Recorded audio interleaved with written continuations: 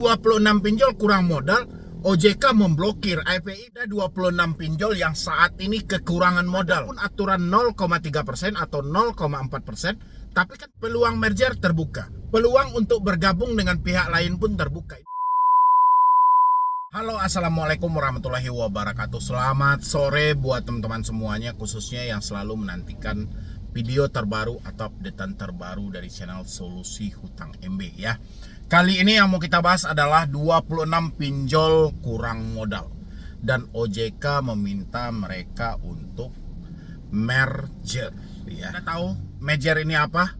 Merger ini adalah bergabung dari pinjol 1, pinjol 2, pinjol 3, udah gabungin ya kalau mereka kekurangan modal. Ada 26 pinjol saat ini yang diminta oleh OJK untuk merger. Ini kan kurang ajar banget. Tahu Anda dampak dari merger ini apa? Dampak dari tergabungnya mereka ini apa? Dan akhirnya bagaimana? OJK tidak pernah mengkaji hal ini. Ya, ini ada satu berita yang mau saya sampaikan buat teman-teman semuanya, dan berita ini 13 Juni 2023. Ya, berarti masih beberapa hari yang lalu. Oke. Saya bacakan dulu beritanya dan nanti kita berikan apa dampak buruk dari merger yang diminta oleh OJK. 26 pinjol kurang modal, IPI peluang merger terbuka ya. IPI yang meminta gitu. Gila gini. IPI dibentuk oleh OJK. Aturan yang dibuat oleh IPI ada OJK di dalam itu ya, oke. Perusahaan pinjaman online pinjol yang belum memenuhi ekuitas minimum 2,5 miliar memiliki peluang untuk melakukan aksi merger ya. Bisnis.com Jakarta, Asosiasi Fintech Pendanaan Bersama Indonesia, IPI menilai sejumlah pemain finansial teknologi P2P lending alias pinjaman online atau pinjol yang belum memenuhi ekuitas minimum 2,5 miliar memiliki peluang untuk melakukan aksi merger. Ya gila.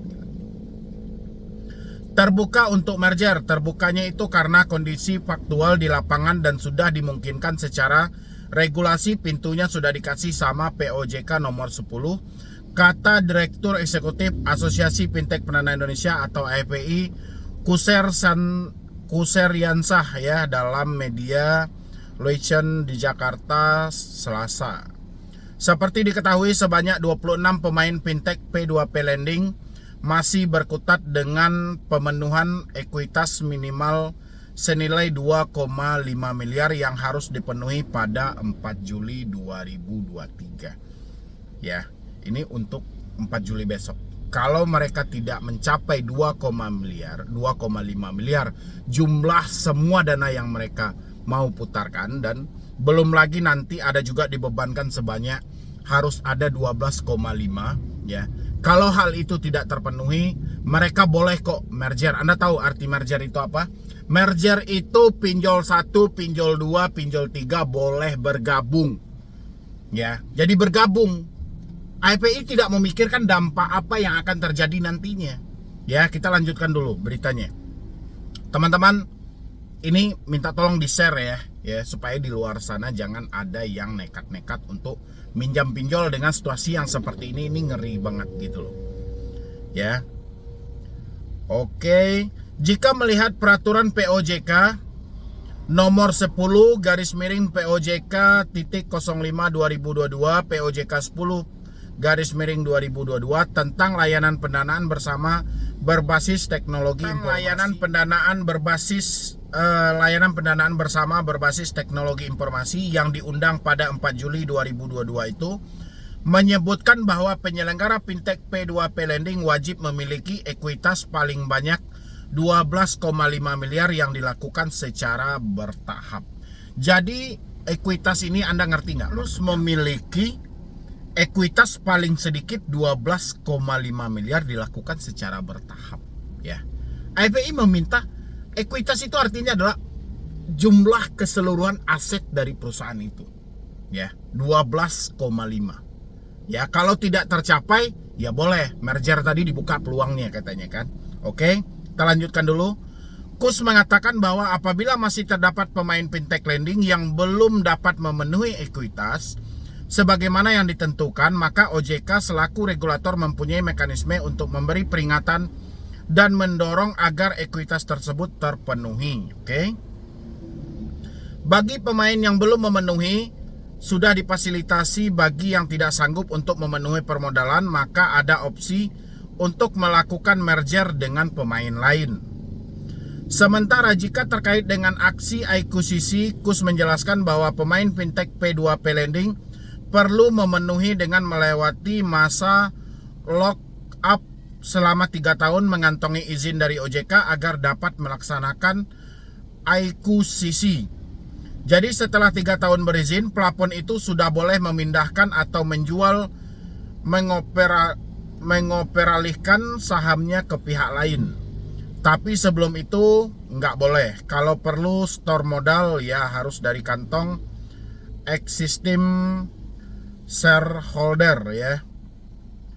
Adapun pemenuhan ekuitas di industri fintech lending dilakukan secara bertahap pada 4 Juli 2023. Ekuitas minimum sebesar 2,5 miliar jumlah Juli 2024. Ekuitas minimum sebesar 7,5 miliar. Dan Juli 2025 menjadi 12,5 miliar. Sebelumnya, Kepala Eksekutif Pengawasan Peransuransian, Penjaminan dan Dana Pensiunan merangkap anggota Dewan Komisioner OJK, Ogi Prastomiono, mengatakan dalam kaitan kewajiban pemenuhan ekuitas minimum fintech P2P Lending sebesar 2,5 miliar akan berlaku mulai per 4 Juli 2023. OJK telah meminta action plan pemenuhan ekuitas kepada penyelenggara fintech P2P Lending dan dilakukan monitoring secara berkelanjutan, kata Ogi dalam keterangan tertulis. Dalam hal penyelenggara tidak dapat dipenuhi ketentuan ekuitas minimum sampai dengan tenggat waktu yang telah ditetapkan di dalam POJK 10 atau / 2022, maka OJK akan mengenakan sanksi sesuai ketentuan yang dimaksud. Pada prinsip supervisory action yang dilakukan oleh OJK bertujuan untuk mencegah timbulnya pelanggaran ketentuan yang disebabkan karena keterbatasan kondisi keuangan, memastikan perlindungan konsumen dapat tetap dipenuhi oleh penyelenggara tersebut. Gitu. Ya. Kenapa saya bilangin merger ini adalah sesuatu sebenarnya yang sangat berbahaya banget. Kenapa tidak satu perusahaan diminta bergabung dengan perusahaan lain karena kekurangan dari modal mereka? Misalnya OJK meminta 12,5 miliar dengan 3 tahap. Dan OJK meminta di tahap awal 2,5 miliar. Kalau ini tidak terpenuhi, boleh merger, bergabung dengan perusahaan lain. Dampak dari merger ini adalah akan adanya sayembara yang sangat besar, ya.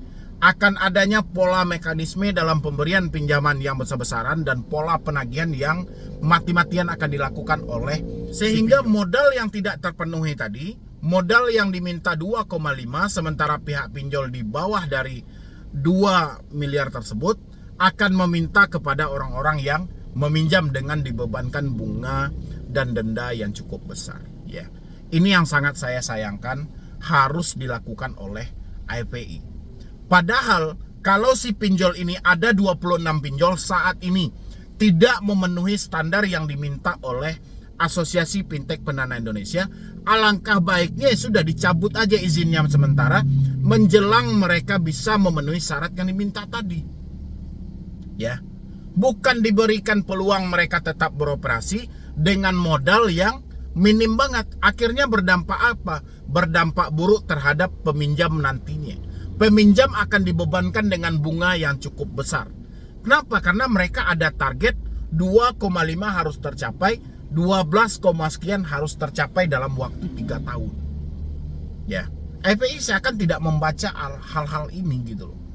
Ya, makanya saya sampaikan buat teman-teman semuanya, hati-hati banget untuk pinjaman online buat kedepannya, apalagi ada 26 pinjol yang saat ini kekurangan modal. Ya, tapi FPI memberikan peluang mereka masih tetap bisa beroperasi, ya, masih bisa tetap menjalankan bisnis mereka seperti biasa, tapi dengan catatan mereka harus gabung dengan pihak lain, dengan pinjol ini, dengan pinjol ini. Akhirnya apa? Dampak buruknya untuk masyarakat adalah Anda akan diperas jauh lebih besar daripada sebelumnya. Penerapan bunga pun akan lebih kejam. Makanya saya bilangin IPI dan OJK tidak membaca dampak ini. Mereka hanya memikirkan soal dari penyelenggara usaha jasa keuangan saja, dari pelaku ini aja ya. Mereka tidak memikirkan bagaimana nanti nasib masyarakat kalau seandainya mereka meminjam ke pinjol yang kekurangan modal ini. Ya, yang mana pinjolnya akan menerapkan bunga yang sangat besar tanpa terkontrol oleh OJK dan IPI. Selama ini kan penerapan bunganya juga besar. Adapun aturan 0,3% atau 0,4%, tapi kan tidak diawasi dengan ketat. Ya, dan itu pun OJK banyak tidak tahu, IPI banyak tidak tahu bagaimana praktek di lapangan. Inilah yang sangat saya sayangkan. Jadi buat teman-teman semuanya, hati-hati banget. Tolong edukasi orang sekitar Anda. Tolong sampaikan kepada orang sekitar Anda, hati-hati jangan pernah meminjam di pinjaman online, karena ini berbahaya banget untuk diri Anda ke depannya. Ya, mengingat pelaku usaha jasa keuangan ini sedang kekurangan modal. Ada 26 pinjol yang seharusnya 26 pinjol ini diblokir saja sudah. Dicabut izinnya. Ya, harusnya beritanya harusnya itu 26 pinjol kurang modal, OJK memblokir, IPI memblokir, kan itu harusnya beritanya. Ini enggak, 26 pinjol kurang modal, IPI peluang merger terbuka, peluang untuk bergabung dengan pihak lain pun terbuka. Ini kan gila gitu loh. Ya, padahal 102 pinjol legal dikurangin 26. Sisa berapa kan masih banyak juga. Ya. Seakan IPI ketakutan, takut kehilangan sumber-sumber mereka. OJK juga seperti itu tanpa memikirkan dampak-dampak buruk buat kedepannya. Saya tadi berharapnya, saya juga sudah lama ada beberapa yang masuk dalam TWP 90, ada yang di bawah itu, ada yang kekurangan modal, ada yang hancur, ada yang bangkrut. Saya berharapnya tadi 26 pinjol dicabut izinnya oleh OJK dan IPI. Ya, nyatanya tidak gitu loh. Kan malah diminta untuk bergabung, berarti membiarkan pelaku dari usaha jasa keuangan ini mengambil keuntungan yang sangat besar kepada masyarakat untuk memenuhi modal yang kurang tadi. Ini yang tidak dibaca gitu loh. Ya. Dan ini mau disajikan lagi kepada Anda. Bayangin, kalau si pinjol dari pelaku pinjolnya yang kekurangan modal, habis itu tiba-tiba Anda meminjam, betapa besar bunga yang mau mereka terapkan karena mereka mentargetkan ingin memenuhi modal yang ada ini. Ya, ini gila. Bagaimana menurut Anda dan bagaimana pendapat Anda? Kalau saya sih lebih baik 26 pinjol ini dicabut dulu izinnya, silahkan mereka memenuhi target yang mau diminta tadi. Jangan diberi-beri peluang seperti ini. Ya, sedangkan mereka aja ada debitur yang telat bayar, gagal bayar, atau saat ini belum ada uang, minta janji 2 hari 3 hari aja nggak bisa gitu loh. Ya, kayak mana OJK malah atau IPI malah memberi peluang untuk pinjol yang jelas-jelas kekurangan modal. Isi di kolom komentar buat teman-teman semuanya. Bagaimana menurut Anda dan bagaimana pendapat Anda tentang 26 pinjol ini yang seharusnya layak diblokir, ini malah dibiarkan dan diminta untuk bergabung dengan perusahaan lainnya. Ya. Jadi sekian dulu dari saya, Medi Broni. Wassalam.